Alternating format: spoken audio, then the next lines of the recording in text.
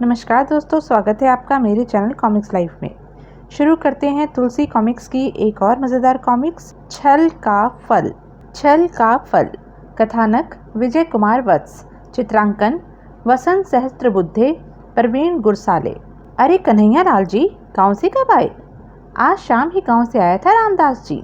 कुछ देर पहले बबलू मुझसे बोला कि आज आपके यहाँ कोई मुकाबला है जिसमें मुझे शामिल होना है। बस बबलू मुझे जबरदस्ती यहाँ खींच लाया। मुकाबला? कैसा मुकाबला बबलू बेटा? मैं इस मुकाबले के बारे में आपको बताता हूँ दादाजी। तो? हाँ दादाजी, आज यहाँ आपका और बबलू के दादाजी का मुकाबला होगा। यह कैसी पहेलियाँ बुझा रहा है तू? मेरी तो कुछ समझ में नहीं आ रहा है। दादाजी, आज शाम जब बबलू के दादाजी गाँव से आए तो बबलू अपने दादाजी की बढ़ाई करते हुए मुझसे बोला कि उसके दादाजी मज़ेदार कहानियाँ सुनाने में बहुत एक्सपर्ट हैं। तब मैंने इससे कहा कि मेरे दादाजी को भी बहुत सी चटपटी मज़ेदार कहानियाँ आती हैं। इस बात पर हम दोनों में बहस छिड़ गई। आखिर में यही फैसला हुआ कि आज की रात आपके और बबलू के दादाजी के बीच कहानियाँ सुनाने का मुकाबला होगा। जिसकी सुनाई कहानी ज़्यादा चटपटी व मनोरंजक होगी वही इस मुकाबले में जीतेगा। ओह, तो यह बात है। कहो कन्हैया लाल जी, मुकाबला स्वीकार है। जब बच्चों ने हम दोनों को मुकाबले के लिए आमने सामने ला खड़ा किया है तो मुकाबला तो अब होना ही चाहिए। देखें मुकाबले में मैं जीतता हूँ या आप जीतते हैं। तो मुकाबला शुरू कौन करेगा, मैं या तुम? पहले आप ही शुरू कीजिए रामदास जी। तो सुनिए, मैं आपको एक धूर्त व चालबाज जमींदार की कहानी सुनाता हूँ। बहुत पहले की बात है। मानक गांव में त्रिभुवन नामक एक जमींदार रहा करता था। उसके पास बहुत जमीन थी जिस पर वह मजदूरों से खेती करवाता था। यदा कदा वह खेतों को देखने चला जाया करता था। उसकी जमीन खूब सोना उगलती थी, पर उसको मदिरा पीने की लत थी। ज़्यादातर वह नशे में धुत पड़ा रहता था। ऐसे कब तक और कैसे चलेगा? इनकी मदिरा पान की लत तो दिन ब दिन बढ़ती ही जा रही है। जब वह जमींदार को समझाती, स्वामी आप मदिरा पीने की लत छोड़ दीजिए। क्यों छोड़ दूं? आप सारा दिन मदिरा के नशे में चूर पड़े रहते हैं।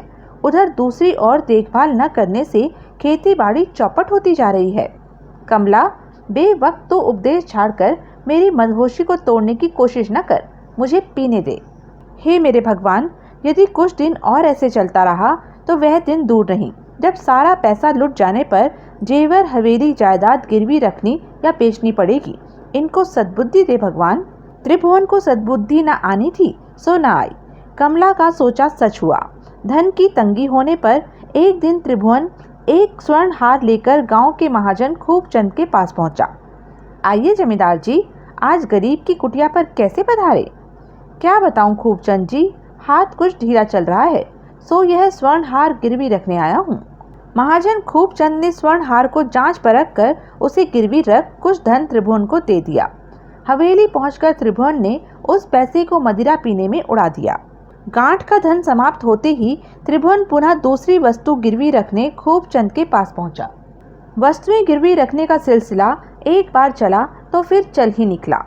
शीघ्र ही त्रिभुवन का सब कुछ लुट गया, धंधा समाप्त हो गया और जेवर जमीन जायदाद हवेली सब कुछ उसी महाजन खूबचंद के पास गिरवी रखने पड़े। यह देख, अब मैं क्या करूं? जेब में एक पैसा भी नहीं और कई दिनों से मदिरा भी नसीब नहीं हुई है। अब गिरवी रखने को कुछ बचा भी तो नहीं है। तभी बस यह तलवार बाकी बची है, पर महाजन इसको गिरवी रख कर भला पैसे क्यों देने लगा? कोशिश कर देख लेने में क्या हर्ज है। यह सोच उसने तलवार कमर में कसी और चल पड़ा खूबचंद के पास।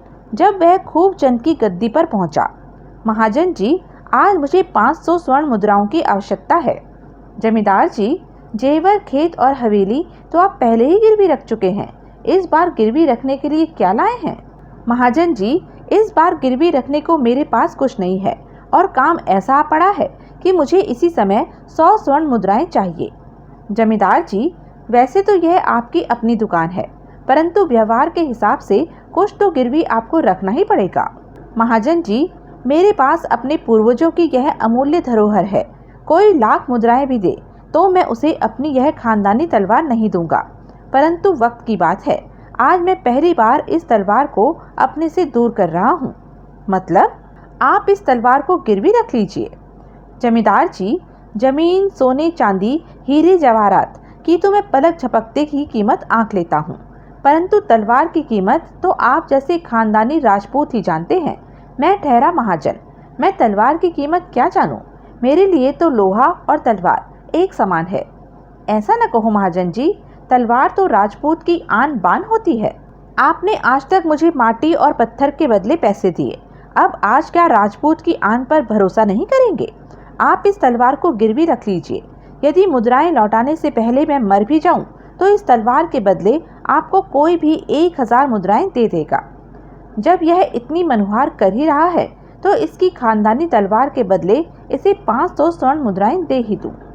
उसने त्रिभुवन से तलवार ले ली और बदले में उसे 500 स्वर्ण मुद्राएं देता हुआ बोला, जमींदार जी, मुद्राएं वापस लौटाने व तलवार ले जाने की जल्दी कीजिएगा। बाल बच्चों के घर में तलवार रखते मुझे डर लगता है। आप चिंता न करें महाजन जी, जमीन जायदाद हवेली बेशक न छुड़वाऊं, पर यह खानदानी तलवार जरूर छुड़वा लूंगा। कृपया इसे संभाल कर रखें। कैसी रही? 10-20 रुपए की तलवार को खानदानी तलवार बताकर महाजन से 500 स्वर्ण मुद्राएं ले ली। महाजन मेरा बहुत माल ले चुका है, इसलिए अब मैं स्वर्ण मुद्राएं उसे वापस नहीं लौटाऊंगा। कमला के समझाने का त्रिभुवन पर कुछ असर होने लगा था। तू ठीक कहती थी कमला, मुझे मदिरा पीनी छोड़ देनी चाहिए, यही सारी नाश की जड़ है। पर अब मैं करूं क्या? जमीन जायदाद तो सारी महाजन के पास गिरवी पड़ी है। इसलिए मैं आपको बार बार टोकती थी, पर आप माने नहीं।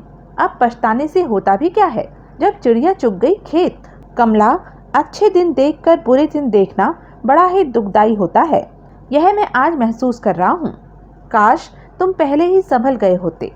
तलवार के बदले त्रिभुवन महाजन खूबचंद से जो 500 स्वर्ण मुद्राएं उधार लाया था, अब वह उन मुद्राओं को दांत से पकड़ पकड़ कर अति आवश्यक होने पर ही खर्च करता था। अब ये मुद्राएं ही मेरी सारी जमा पूंजी हैं। कुछ माह बीते। एक दिन, सुनो जी, आप महाजन से कह आए थे कि आप गिरवी रखी तलवार जल्दी ही उससे छुड़वा लेंगे, इसलिए आप इन आभूषणों को बेच दो और उन्हें बेचकर जो पैसे मिले उनसे अपनी तलवार छुड़ा लाओ। पगली हो गई है तू? भला उस लोहे की बेकार तलवार को मैं क्यों 500 स्वर्ण मुद्राएं और ब्याज देकर छुड़वा कर लाऊं? उस धूर्त महाजन ने मुझसे मेरा सब कुछ लूट लिया है। उसे उसकी 500 स्वर्ण मुद्राएं नहीं लौटाऊंगा तो कौन सा कहर बरपा हो जाएगा। मेरी बात मान जाओ, राजपूत अपनी बात के बहुत धनी होते हैं। आप यदि महाजन से किया वादा पूरा नहीं करेंगे तो जग में आपकी बहुत जग हंसाई होगी। चुप कर कमला, मैं तेरी बात नहीं मानने वाला हूँ। इस प्रकार 4 माह और बीत गए। पूरे 7 माह बीत गए, पर जमींदार स्वर्ण मुद्राएं लेकर अपनी तलवार छुड़वाने नहीं आया है। मुझे ही चलकर उससे इस विषय में बात करनी चाहिए। महाजन उसी दिन त्रिभुवन की हवेली पर जा पहुंचा। कमला, महाजन आ रहा है, मुझे पूछे तो कह देना मैं घर पर नहीं हूँ। मुझसे झूठ नहीं बोला जाएगा जी। यह सुन त्रिभुवन ने क्रोध में दांत पीसे। मैं जैसा कहता हूँ वैसा कर तू। नहीं जी, मैं झूठ कभी नहीं बोलूँगी। तू सच की पूंछ पकड़े बैठी रह, मैं ही हवेली के पिछले दरवाजे से बाहर निकल जाता हूँ। त्रिभुवन ने ऐसा ही किया। उधर खूबचंद ने हवेली के द्वार पर आकर आवाज दी, जमींदार जी घर में हैं? तब कमला बाहर आई। वे तो हवेली में नहीं हैं। ओह, उनसे कहना कि मैं आया था। उनसे कहना मुझसे गद्दी पर आकर मिल जाएं। इस बात को 2 दिन बीत गए। त्रिभुवन को खूबचंद की गद्दी पर जाना था ही नहीं। जमींदार आया नहीं। मैं जमींदारनी से कहकर भी आया था कि जमींदार को गद्दी पर भेज देना। उसी दिन, ओह, महाजन आज फिर हवेली की ओर आ रहा है। त्रिभुवन तुरंत हवेली के पिछले द्वार से बाहर निकल गया। जब महाजन हवेली के द्वार पर आया, आज भी जमींदार साहब हवेली से बाहर गए हुए हैं। ओह! खूबचंद लगातार 1 हफ्ते तक हवेली में त्रिभुवन से मिलने गया, पर त्रिभुवन चकमा देकर उसी समय हवेली के पिछले द्वार से बाहर निकल जाता। दाल में कुछ काला है, लगता है जमींदार मुझे गच्चा देने की कोशिश कर रहा है। कोई बात नहीं, मैं भी कम नहीं हूँ, मुझे भी जमींदार से उसके कपट की कीमत वसूलनी है। मेरा नाम भी खूबचंद है। मुझ में अभी इतनी खूबी है कि मैं तिलों में से तेल निकाल सकूं। त्रिभुवन की तो बात ही क्या है। दूसरी ओर त्रिभुवन सोच रहा था, पैसों के अभाव में मैंने मदिरा पीनी छोड़ दी थी। अब जबकि पता चल चुका है कि कमला के पास गहनों की पेटी है। उन गहनों को बेचकर काफी धन इकट्ठा किया जा सकता है।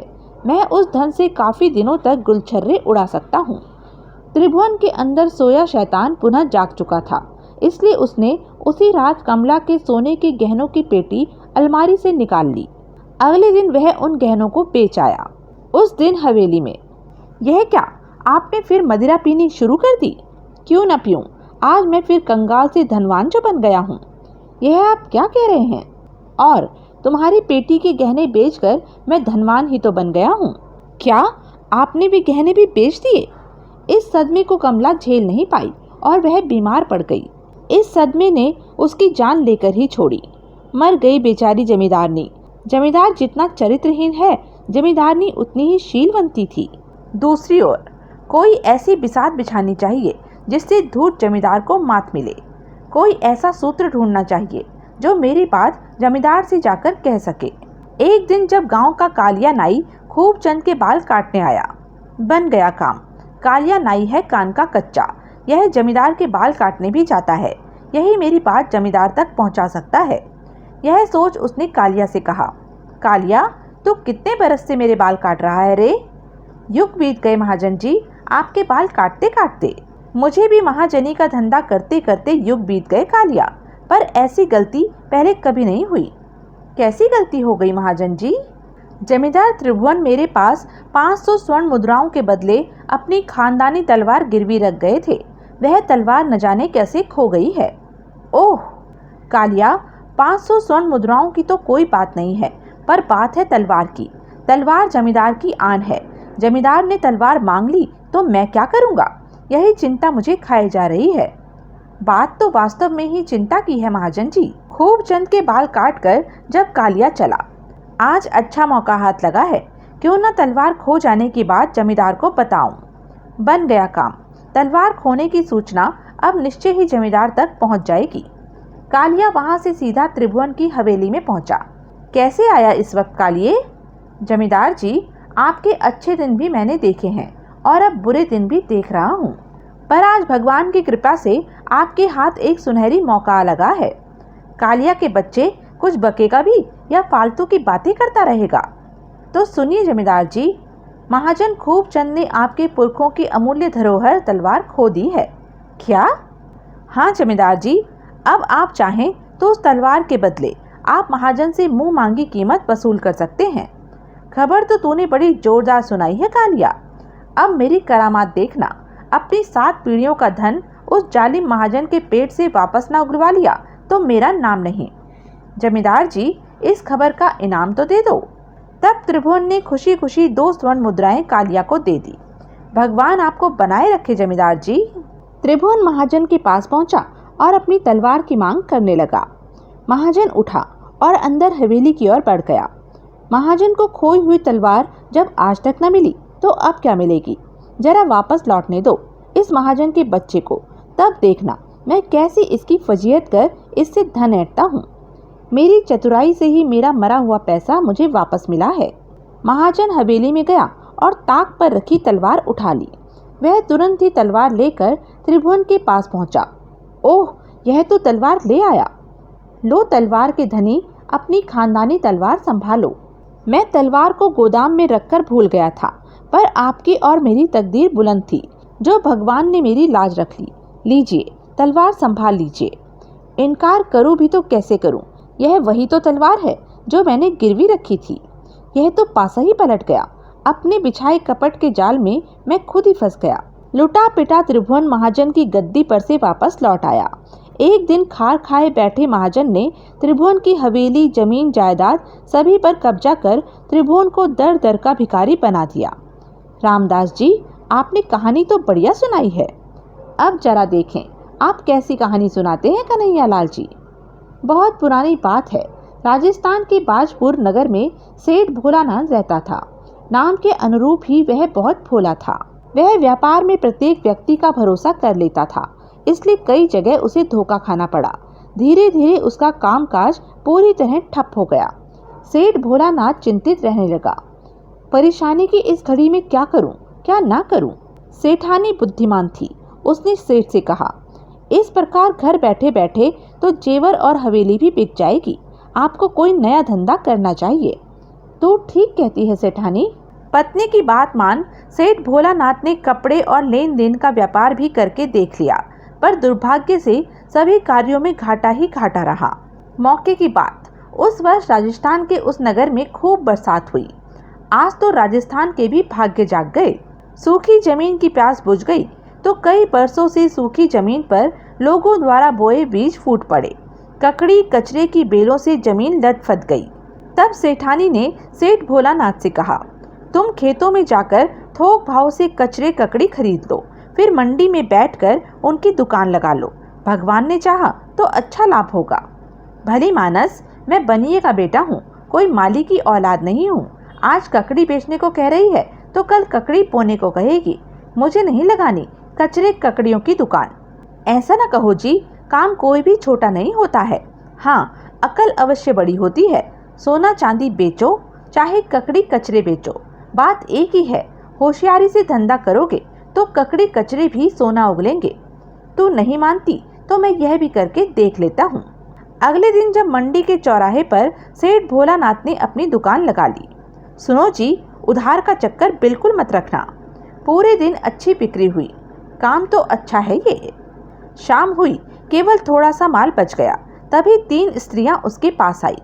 हम तीनों को 5-5 सेर ककड़ी कचरे दे दो। अभी देता हूँ। भोलानाथ ककड़ी कचरे तोलने में लग गया। चारों ने बड़ी चादरों में ककड़ी कचरों को बांध लिया।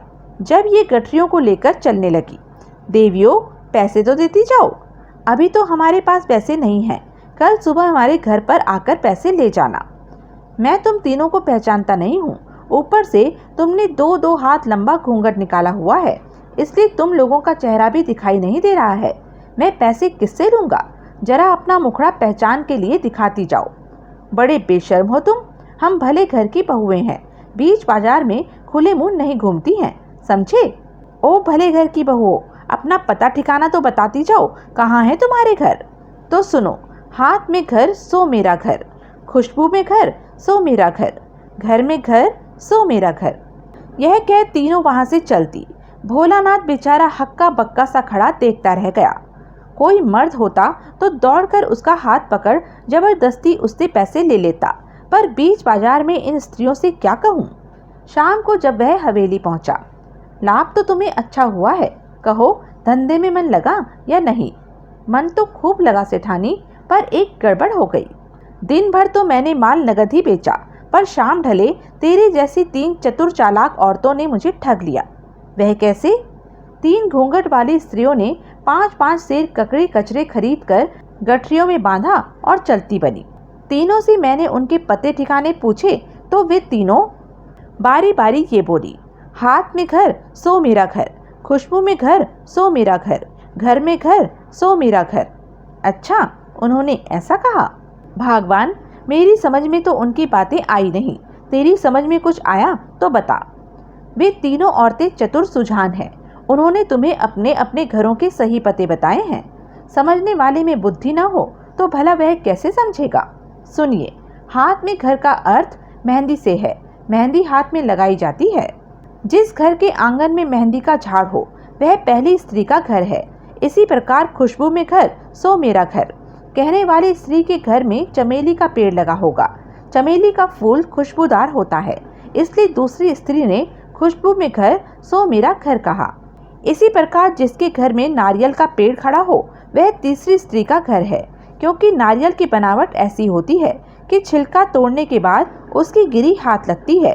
घर के भीतर घर का अर्थ नारियल से है। तू तो बड़ी पंडित निकली सेठानी, पर अगर ये तीनों घर के पते सही नहीं निकले तो मैं व्यापार करना छोड़ दूंगा। पुरुषों में अकल होती तो घर में बैठकर राज करते। समझ की कमी होने से ही मर्द घर से बाहर ठोकरे खाता है और स्त्रियां घरों में बैठकर राज करती हैं। अगले दिन सुबह ही भोलानाथ तीनों स्त्रियों के घर ढूंढने निकल पड़ा। शीघ्र ही उसे पहला घर मिल गया। लो, लक्ष्मी के घर लक्ष्मी। दूसरा घर भी उसे आसानी से मिल गया। लो, लक्ष्मी के घर लक्ष्मी। तीसरी स्त्री ने भी उससे यही कहा, लो, लक्ष्मी के घर लक्ष्मी। तीनों से पैसे लेकर भोलानाथ हवेली वापस पहुंचा। उगा लाए अपना उधार? हाँ भगवान, तू जीती, मैं हारा, पर एक बात उन तीनों की आज फिर मेरी समझ में नहीं आई। कौन सी बात समझ में नहीं आई तुम्हें? तीनों घूंघट वाली स्त्रियों ने मुझे पैसे देते हुए एक ही बात कही थी, लो लक्ष्मी के घर लक्ष्मी। मैं तो कुछ समझा नहीं उनकी यह बात। तेरी समझ में आई हो तो बता। सुनो मेरे भोले स्वामी, मैं तुम्हारे घर की लक्ष्मी हूँ। मेरे हाथ में यह लक्ष्मी है। तीनों घरों से पैसे मेरी सूझबूझ से आए हैं। अतः तीनों स्त्रियों ने पैसे देते हुए कहा, लो लक्ष्मी के घर लक्ष्मी। हे मेरी लक्ष्मी देवी, भला उन तीनों को कैसे मालूम पड़ा कि तेरी सूझबूझ से ही ये पैसे मुझे मिले हैं? जरा बता तो। तुम में समझ होती तो कल बाजार में पहले उन तीनों स्त्रियों से पैसे ले लेते, तब उन्हें गठरियां उठाने देते। दूसरे दिन तुम पैसे वसूलने सीधे उनके घर पहुंच गए तो वे जान गई कि यह अक्ल तुम्हारी नहीं बल्कि तुम्हारी पत्नी यानी मेरी है।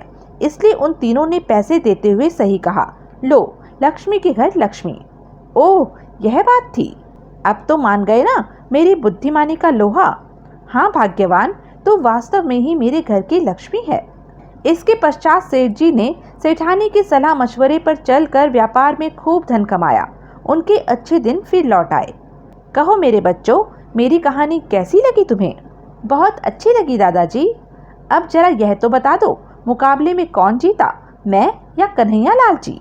आप दोनों मुकाबले में बराबर रहे, न कोई हारा न कोई जीता।